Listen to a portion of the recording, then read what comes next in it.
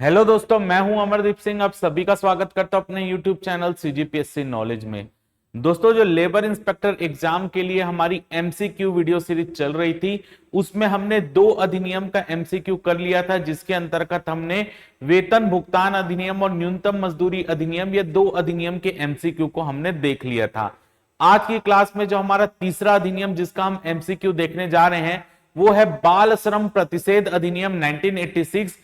इस अधिनियम से जो भी इंपॉर्टेंट चीज आपके पेपर में पूछी जा सकती है, उन सभी चीजों को हम एमसीक्यू फॉर्म में यहां पर आज की क्लास में करने वाले हैं।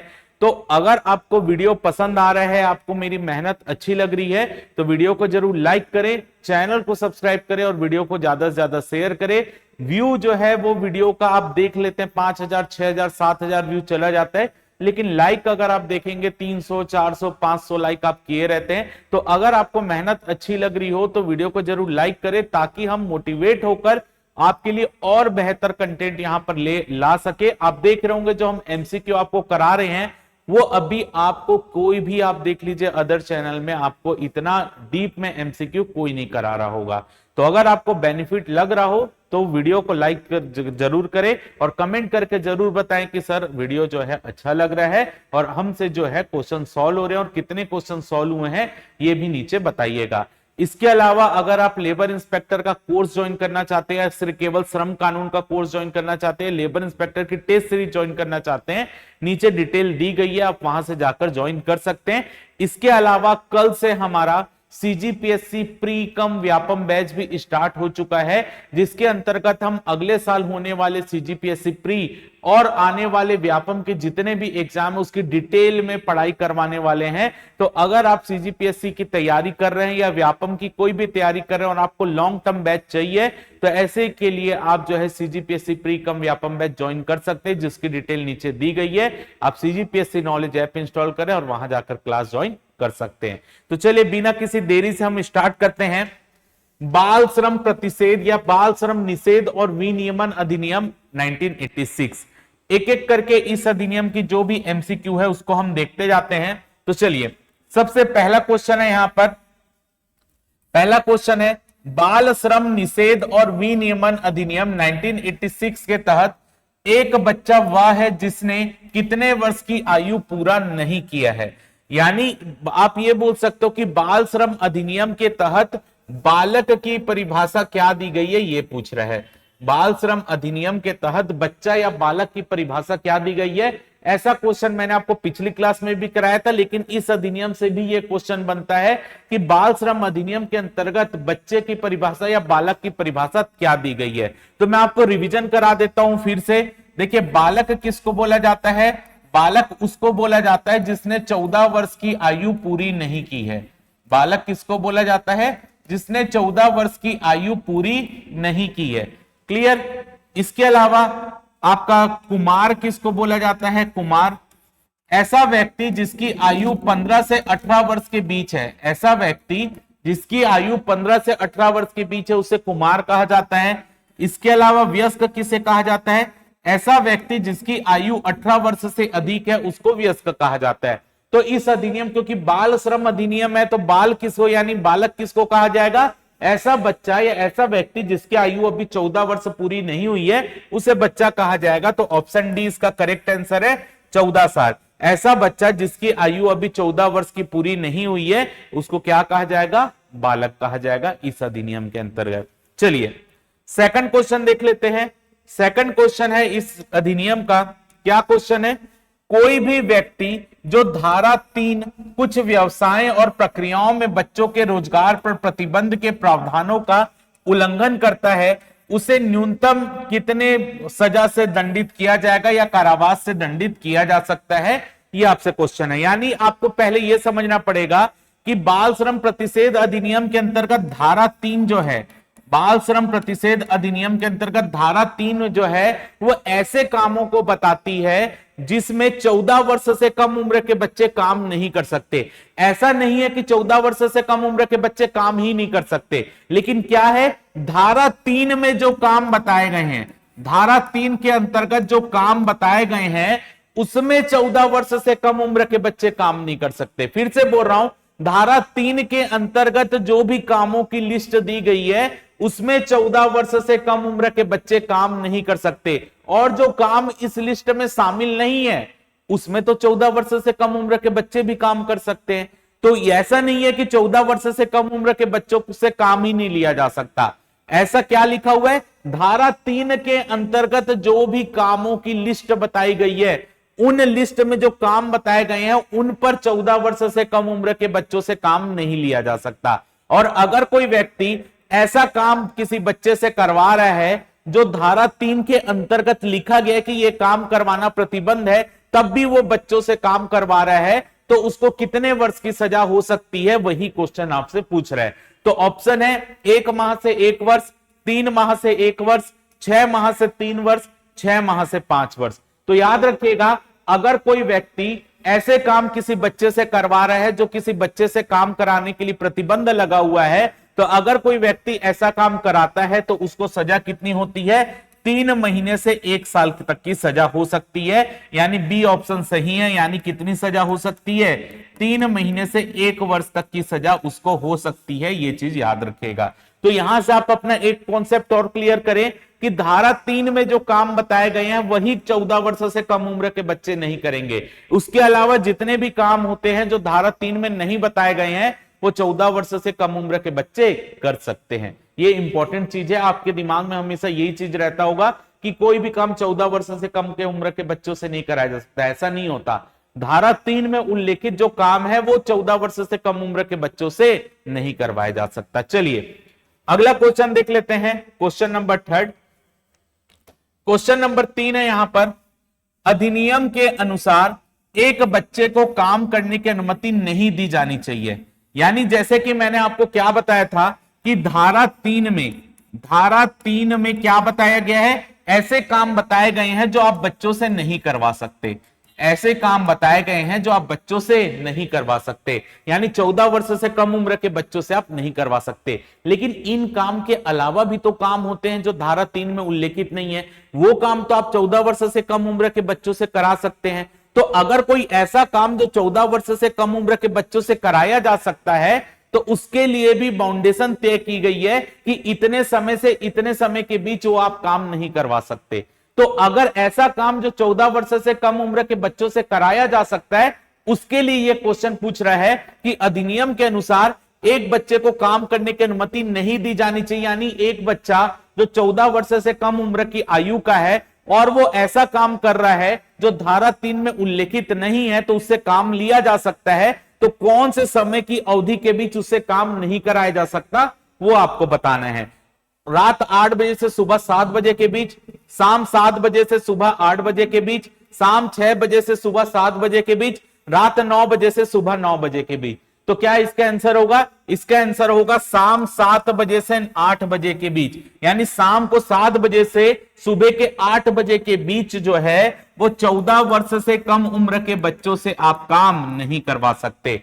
भले ही वो काम ऐसा, क्योंकि इसमें काम कौन सा करवाने की अनुमति दी जा रही है, जो काम धारा 3 में उल्लेखित नहीं है वो काम आप 14 वर्ष से कम उम्र के बच्चों से करा सकते हो। लेकिन यहां पर जो काम आप 14 वर्ष से कम उम्र के बच्चों से करा रहे हो वो भी काम कौन से समय के मध्य नहीं करवा सकते, शाम को 7 बजे के बाद और सुबह 8 बजे के पहले। इस बीच की अवधि में आप 14 वर्ष से कम उम्र के बच्चों से कोई भी काम नहीं करवा सकते। तो इसका आंसर क्या है, ऑप्शन बी होगा, शाम 7 बजे से सुबह 8 बजे के बीच। चलिए अगला क्वेश्चन देख लेते हैं, क्वेश्चन नंबर 4। क्या है क्वेश्चन नंबर 4? क्वेश्चन नंबर 4 है, किसी प्रतिष्ठान में काम करने की अनुमति देने वाले बच्चे की उम्र के संबंध में किसी भी प्रश्न के मामले में निरीक्षक द्वारा मामला शुरू में किसके पास भेजा जाएगा। यानी यहां पर आपसे यह क्वेश्चन पूछने की कोशिश कर रहा है कि अगर किसी बच्चे को जो 14 वर्ष से कम उम्र का बच्चा है उसको काम में रख लिया गया, कभी निरीक्षक जो है वो जांच करने जाता है किसी भी कारखानों में या किसी उद्योगों में, तो वहां पर किसी बच्चे की उम्र के लिए विवाद उत्पन्न हो जाता है कि ये बच्चा 14 वर्ष से कम आयु का है या 14 वर्ष से अधिक आयु का है।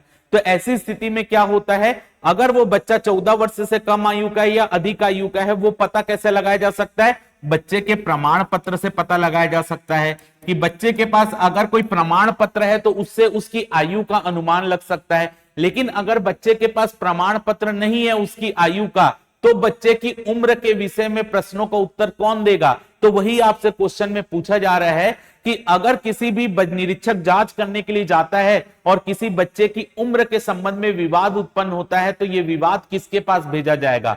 तो ऑप्शन लिखा है ट्रिब्यूनल के पास, पुलिस आयुक्त के पास, मुख्य निरीक्षक के पास, या निर्धारित चिकित्सा अधिकारी के पास। तो इसका आंसर क्या होगा? इसका आंसर होगा ऑप्शन डी, निर्धारित चिकित्सा अधिकारी के पास। क्योंकि अगर किसी बच्चे की उम्र से संबंधित विवाद होता है और उसके पास प्रमाण पत्र नहीं होता, तो उसकी आयु का अनुमान लगाने के लिए चिकित्सा अधिकारी के पास उसको भेजा जाता है, यानी चिकित्सक के पास भेजा जाता है, और वो जो चिकित्सक रहता है उसकी एक आयु का आप अनुमान लगाकर निरीक्षक को बताएगा कि ये फलाना व्यक्ति है, फलाना बच्चा इतनी आयु का है। क्लियर? चलिए अगला क्वेश्चन देख लेते हैं, क्वेश्चन नंबर 5।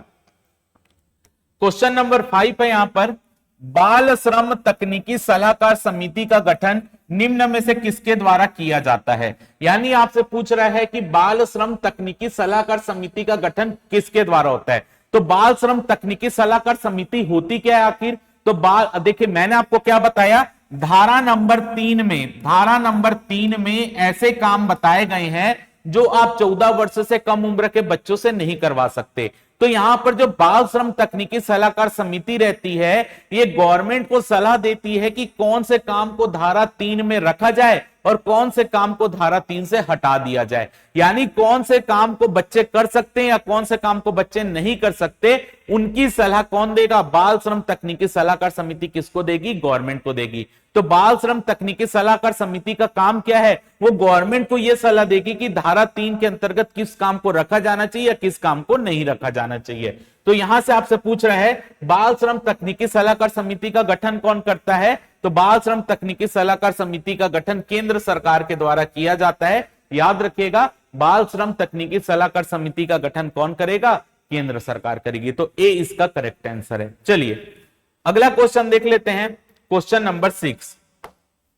क्वेश्चन नंबर 6 है यहां पर, बाल श्रम तकनीकी सलाहकार समिति में निम्न में से किससे मिलकर बनेगी? यानी बाल श्रम तकनीकी सलाहकार समिति में कितने सदस्य हो सकते हैं, ये आपको बताना है। एक अध्यक्ष 5 सदस्य, एक अध्यक्ष 7 सदस्य, एक अध्यक्ष 10 सदस्य, एक अध्यक्ष 12 सदस्य। तो बाल श्रम तकनीकी सलाहकार समिति में कितने सदस्य होते हैं? एक अध्यक्ष और 10 सदस्य होते हैं। यानी इस क्वेश्चन का आंसर होगा ऑप्शन सी, एक अध्यक्ष और 10 सदस्य। चलिए अगला क्वेश्चन देख लेते हैं। अगला क्वेश्चन है क्वेश्चन नंबर 7। क्वेश्चन नंबर 7 आपसे पूछ रहा है, इस अधिनियम के अंतर्गत निम्न में से कौन सा कथन सही नहीं है? इस अधिनियम के अंतर्गत कौन सा कथन सही नहीं है, यानी गलत कथन की आपको पहचान करना है। पहला लिखा है, किसी बच्चे से एक ही दिन में 2 जगह पर काम नहीं कराया जा सकता। सेकंड लिखा है, बच्चे से निर्धारित समय से ज्यादा काम नहीं कराया जा सकता। थर्ड लिखा है, छुट्टी का समय मिलाकर किसी बच्चे से एक दिन में 6 घंटे से ज्यादा काम नहीं कराया जा सकता। और चौथा लिखा है, 2 घंटे का काम करने पर 1 घंटे की छुट्टी विश्राम के लिए दी जाएगी। तो इसमें कौन सा कथन सही नहीं है, आपको यह बताना है। तो देखिए मैंने आपको क्या बताया था, अगर कोई काम धारा 3 के अंतर्गत नहीं बताया गया है तो वो काम किसी बच्चे से कराया जा सकता है। यानी 14 वर्ष से कम उम्र के बच्चे से भी वो काम कराया जा सकता है जो धारा 3 में उल्लेखित नहीं है। तो अगर किसी बच्चे से कोई काम कराते हैं तो उसके लिए भी प्रावधान बताया गया है कि इन चीजों को फॉलो करना चाहिए अगर आपके यहां कोई 14 वर्ष से कम उम्र का बच्चा काम कर रहा है। तो पहला लिखा है, किसी बच्चे से एक ही दिन में 2 जगहों पर काम नहीं कराया जा सकता, बिल्कुल सही है। अगर किसी बच्चे को आप नौकरी में रख रहे हैं जिनकी आयु 14 वर्ष से कम है और वो काम धारा 3 में उल्लेखित नहीं है, तो वो बच्चे को नौकरी में रख सकते हैं। तो वो बच्चे को अगर आप नौकरी में रखोगे तो एक ही दिन में उससे 2 अलग अलग जगह में काम नहीं कराया जा सकता, बिल्कुल सही है ये। सेकंड देखिए, बच्चे से निर्धारित समय से ज्यादा काम नहीं कराया जा सकता। बच्चे के लिए काम की अवधि तय होती है कि किसी भी बच्चे से एक दिन में 6 घंटे से ज्यादा काम नहीं ले सकते। तो यहां पर क्योंकि ये अवधि फिक्स है, इसी के लिए बच्चे को 6 घंटे से ज्यादा काम नहीं ले सकते, यानी उससे ओवर टाइम आप नहीं करवा सकते, ये भी बिल्कुल सही है। तीसरा लिखा है, छुट्टी का समय मिलाकर किसी बच्चे से एक दिन में 6 घंटे से ज्यादा काम नहीं कराया जा सकता, बिल्कुल सही है। क्योंकि जब बच्चा कोई काम करता है एक दिन में बच्चे को 6 घंटे का काम करना पड़ता है, और बच्चा जब 3 घंटे काम कर लेगा, जब बच्चा 3 घंटे काम कर लेगा तो उस 3 घंटे के काम करने के बाद उसको 1 घंटे का विश्राम दिया जाएगा। 3 घंटे काम करने के बाद बच्चे को 1 घंटे का विश्राम दिया जाएगा और उसके बाद उससे 2 घंटे का और काम कराया जाएगा, तो ये टोटल आपका 6 घंटे का काम कोई भी बच्चे से कराया जा सकता है। तो ये आपका सी पॉइंट भी सही है। डी लिखा है 2 घंटे का काम करने के बाद 1 घंटे के विश्राम की छुट्टी दी जाएगी, नहीं, 2 घंटे का नहीं है, 3 घंटे का काम करने के बाद 1 घंटे का विश्राम बच्चे को दिया जाता है। तो यहां पर क्वेश्चन में पूछा कौन सा कथन सही नहीं है, तो कौन सा कथन सही नहीं है, ऑप्शन डी जो है वो कथन सही नहीं है, इसलिए इस क्वेश्चन का आंसर क्या होगा, ऑप्शन डी होगा। चलिए अगला क्वेश्चन देख लेते हैं। अगला क्वेश्चन है, अगर कोई मालिक किसी बाल मजदूर को काम पर रखता है तो उसे यह जानकारी कितने दिनों के भीतर निरीक्षक को देनी पड़ेगी।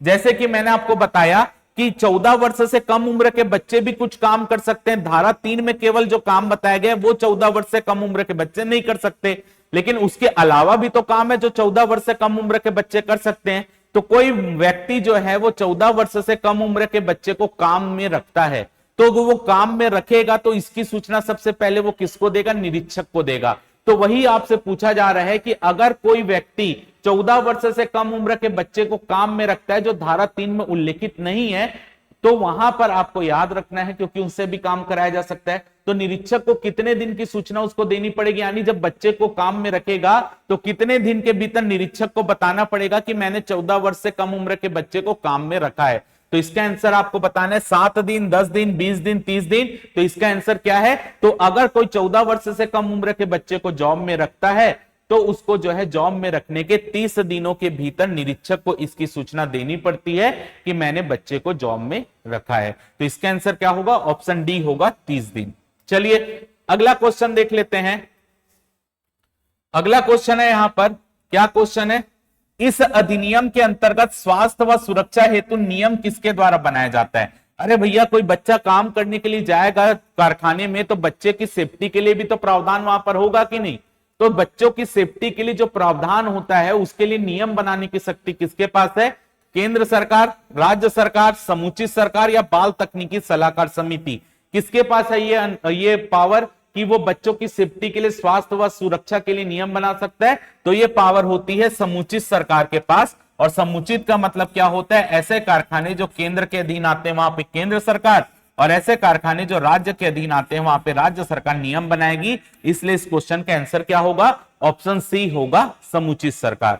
चलिए अगला क्वेश्चन देख लेते हैं, क्वेश्चन नंबर 10।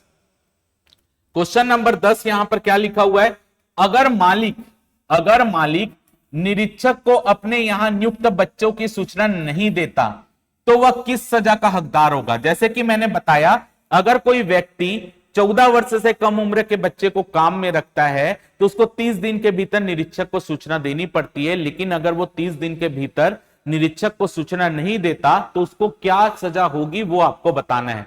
1 माह की जेल या 10,000 रुपए का जुर्माना या दोनों, 2 माह की जेल या 15,000 रुपए का जुर्माना या दोनों, 1 माह की जेल या 5,000 रुपए का जुर्माना या दोनों, 2 माह की जेल 10,000 रुपए का जुर्माना या दोनों। तो कितना उसको सजा होती है, तो इसका आंसर है उसको 1 माह की जेल या 10,000 रुपए का जुर्माना या दोनों हो सकता है। या तो 1 महीने की जेल होगी या तो आपको 10,000 रुपए का जुर्माना होगा या दोनों सजा भी उसको दी जा सकती है। इसलिए 10वें क्वेश्चन का आंसर होगा ऑप्शन ए। चलिए अगला क्वेश्चन देख लेते हैं, क्वेश्चन नंबर 11। क्वेश्चन नंबर 11 है यहां पर, इस अधिनियम के लागू होते ही निम्न में से कौन सा प्रावधान निरसित हो गया। यानी यह अधिनियम जब लागू हुआ तो इस अधिनियम के लागू होते ही कौन सा प्रावधान खत्म हो गया। ऑप्शन है बालक नियोजन अधिनियम 1938, बाल श्रम प्रतिषेध अध्यादेश 1986, ए और बी दोनों, या इनमें से कोई नहीं। यानी जब यह अधिनियम को लागू किया गया तो इस अधिनियम के लागू होने के पहले जो पुराने प्रावधान होंगे वो तो खत्म होंगे ना, तो कौन सा प्रावधान खत्म हुआ, तो इसका आंसर है बालक नियोजन अधिनियम 1938 आपका खत्म हो गया इस अधिनियम के लागू होते ही। तो ए इसका करेक्ट आंसर है, बालक नियोजन अधिनियम 1938 इस अधिनियम के लागू होते ही खत्म हो गया। चलिए अगला क्वेश्चन देख लेते हैं। अगला क्वेश्चन है क्वेश्चन नंबर 12। क्या क्वेश्चन है, इस अधिनियम के अंतर्गत कठिनाइयों को दूर करने की शक्ति किसे प्राप्त है। इस अधिनियम के अंतर्गत कठिनाइयों को दूर करने की शक्ति का मतलब क्या है, ये अधिनियम जब लागू हुआ तो इस अधिनियम के लागू होने के बाद प्रावधानों में हो सकता है कि कुछ प्रॉब्लम आ जाए। तो अगर इस अधिनियम के किसी प्रावधानों में कुछ प्रॉब्लम आ रही है, कठिनाई आ रही है उसको लागू करने में, तो उन प्रावधानों को चेंज करने की पावर किसके पास है? तो आप थोड़ा सा लॉजिक लगाइए, ये अधिनियम बनाया किसने? संसद ने बनाया। तो संसद यानी कि संसद किसके अधीन हो रही है? केंद्र सरकार के पास जा रही है। यानी केंद्र मतलब जो सरकार होगी वही तो संसद में, उन्हीं का प्रतिनिधित्व ज्यादा होगा। तो सीधी सी बात है कि इस अधिनियम में अगर कोई भी कठिनाई आती लागू करने में, तो कठिनाइयों को दूर करने की शक्ति किसके पास है? केंद्र सरकार के पास है। केंद्र सरकार क्या करेगी? एक नियम बनाएगी, नियम बना के संसद में पेश करेगी, संसद से लागू होगा और वो अधिनियम लागू हो जाएगा पूरे देश में। क्लियर? तो आंसर क्या होगा? ए, केंद्र सरकार। केंद्र सरकार के पास पावर है कि इस अधिनियम में अगर लागू करने में कोई कठिनाई हो रही है तो उसको दूर कर सके। चलिए अगला क्वेश्चन देखते हैं, क्वेश्चन नंबर 13। क्वेश्चन नंबर 13 है यहां पर, इस अधिनियम के अंतर्गत मामलों की सुनवाई, इस अधिनियम के अंतर्गत जो मामलों की सुनवाई होगी वो जिला न्यायालय के नीचे का न्यायालय नहीं करेगा, उच्च न्यायालय के नीचे का न्यायालय नहीं करेगा, प्रथम श्रेणी के न्यायिक मजिस्ट्रेट श्रेणी के नीचे का न्यायालय नहीं करेगा, या इनमें से कोई नहीं। तो इस नियम के अंतर्गत या इस अधिनियम के अंतर्गत जो मामले की सुनवाई होती है वो किसके पास जाती है? प्रथम श्रेणी के न्यायिक मजिस्ट्रेट के पास जाती है, या आप महानगर मजिस्ट्रेट भी बोल सकते हैं। प्रथम श्रेणी का न्यायिक मजिस्ट्रेट या महानगर का मजिस्ट्रेट जो होते हैं उनके पास इस अधिनियम के अंतर्गत सुनवाई का अवसर रहता है। यानी सुनवाई के लिए आप अपील कहां कर सकते हैं? प्रथम श्रेणी के न्यायिक मजिस्ट्रेट श्रेणी से निम्न श्रेणी के पास नहीं जा सकते, आप प्रथम श्रेणी के न्यायिक मजिस्ट्रेट श्रेणी के पास जाएंगे, इससे ऊपर के पास जाएंगे, इससे नीचे आप नहीं जा सकते। तो आंसर क्या होगा? ऑप्शन सी होगा। चलिए अगला क्वेश्चन देखते हैं, क्वेश्चन नंबर 14। क्वेश्चन नंबर 14 है यहां पर, निम्न में से ऐसे कौन से कार्य हैं जिसमें बाल मजदूरी की मनाही है? जैसे कि मैंने बताया था कि धारा नंबर 3 में ऐसे काम बताए गए हैं जिसमें किसी भी बच्चे से बाल मजदूरी नहीं करवाई जा सकती। यानी 14 वर्ष से कम आयु के बच्चों को काम में नहीं रखा जा सकता।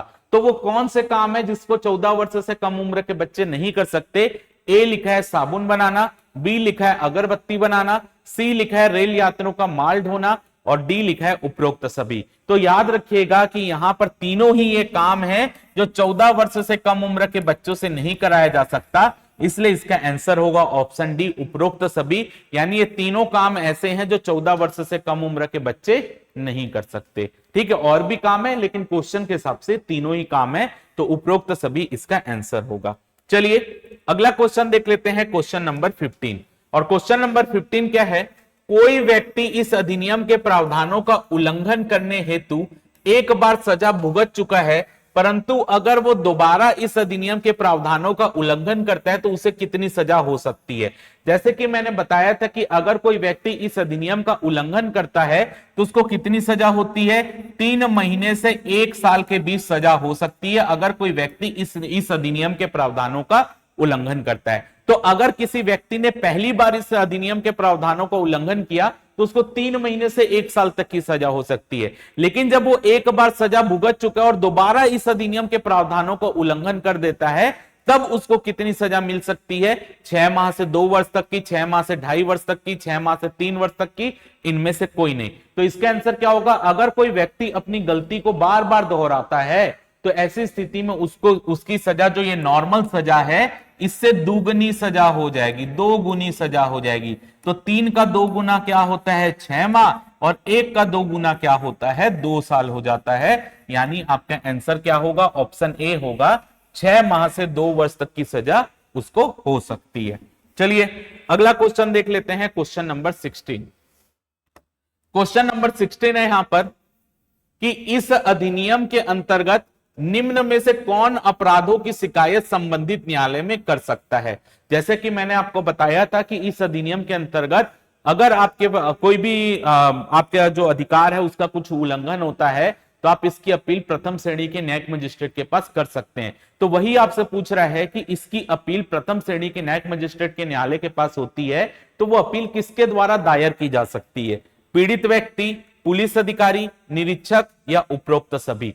क्या होगा इसका आंसर? तो इसका आंसर होगा ऑप्शन डी, उपरोक्त सभी। यानी आप अगर आपके अधिकारों का उल्लंघन होता है आप 14 वर्ष से कम उम्र के बच्चे और आपको बाल मजदूरी में रखा जाता है और ऐसे काम में रखा जाता है जो धारा 3 के अंतर्गत बताए गए हैं, तो ये आपके अधिकारों का उल्लंघन है। आपको वहां पे काम कराया जा रहा है, यानी मालिक जो है वो गलती कर रहा है। तो इसकी अपील कौन कर सकता है? पहले तो खुद पीड़ित बच्चा कर सकता है, व्यक्ति कर सकता है, उसके परिवार वाले कर सकते हैं। दूसरा, अगर कभी पुलिस जांच होती है और पुलिस जांच में ये पाया जाता है कि बच्चे से बाल मजदूरी कराई जा रही, तो पुलिस अधिकारी भी कंप्लेन कर सकता है। तीसरा, निरीक्षक जब जांच के लिए आता है तो निरीक्षक को जब पता चलता है कि आपसे बाल मजदूरी करवाई जा रही, तो निरीक्षक भी इसकी कंप्लेन कर सकता है। तो इसलिए इसका आंसर क्या होगा? ऑप्शन डी होगा, उपरोक्त सभी। चलिए अगला क्वेश्चन देख लेते हैं। क्या है अगला question? Question number 17। Question number 17 है यहां पर, इस अधिनियम के अंतर्गत निम्न में से क्या जरूरी है? इस अधिनियम के अंतर्गत जो यहां पे प्रावधान बताए गए, इनमें से क्या प्रावधान जरूरी है? पहला, कार्यस्थल में बच्चे के लिए भोजन की व्यवस्था, कार्यस्थल में बच्चे के लिए शयन कक्ष यानी सोने की व्यवस्था, काम करने वाले बच्चे को सप्ताह में एक छुट्टी, उपरोक्त सभी। यानी अगर किसी बच्चे से जिसकी आयु 14 वर्ष से कम है, उससे कोई काम करवाया जा रहा है और ऐसा काम करवाया जा रहा है जो धारा 3 में उल्लेखित नहीं है, तो काम करवा सकते हैं। तो बच्चे से अगर कोई काम करवाया जा रहा है, तो बच्चा जहां पे कार्यस्थल में काम करने के लिए जाएगा, उनमें से क्या चीजें होना जरूरी है? तो इसमें लिखा है कार्यस्थल में बच्चे के लिए भोजन की व्यवस्था, गलत है। कार्यस्थल में बच्चे के लिए शयन कक्ष, ये भी गलत है।